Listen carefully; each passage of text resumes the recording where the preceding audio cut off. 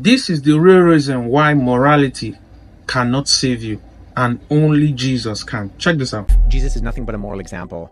Then you can save yourself and you don't actually need a savior.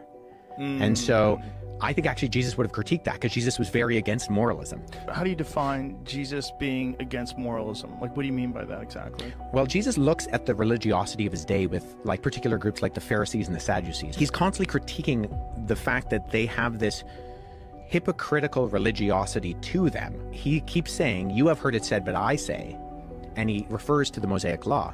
And it looks like he's critiquing the Mosaic Law, but he's not actually. He's getting back to the intention of the law.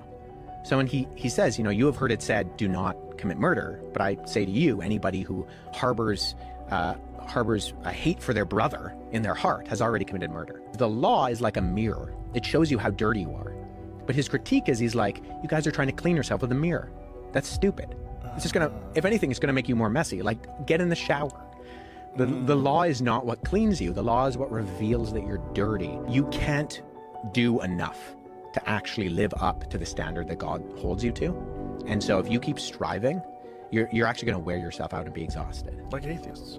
You see, the law was supposed to show you that you need a savior. The law was not supposed to make you feel that you can do it without God. This was the mistake that the Pharisees, I call them hypocrites, the Pharisees had. The law was almost like a questioning. It was checking you. Can you actually stay without hurting somebody? Can you actually stay without doing this? Can you be perfect?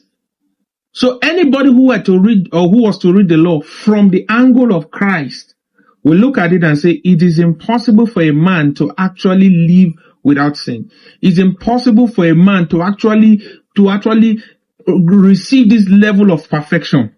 I need a savior. This is why all through the laws and the prophets, God was always allowing to something higher. So for example, no matter how much the 10 commandments, there are about 612 commandments, no matter how many there were, there was always a sacrifice of a lamb. So no matter how much of the law you think you know, you had to still sacrifice. So it was never enough. And Paul also made us know that the sacrifice was in an essence, always telling the people that you are never clean. So every time they sacrifice a lamb, instead of it to be a sign that you are being saved by God or you are giving grace, it was actually a sign to tell you you are still dirty. It's like taking a shower. No matter how much a shower you take, you can never be clean. This is why what Jesus came to do was to change nature. You see, no matter how much shower you take, you cannot change from being a human being to a lion. No, because the water can never change your nature. But if you were already a human being and you were dirty, immediately you take a shower, it cleanses you. So these people had the same nature. No matter how much sacrifice they did, as long as their nature was the same, nothing can cleanse them. So Jesus came and said, okay, enter into me.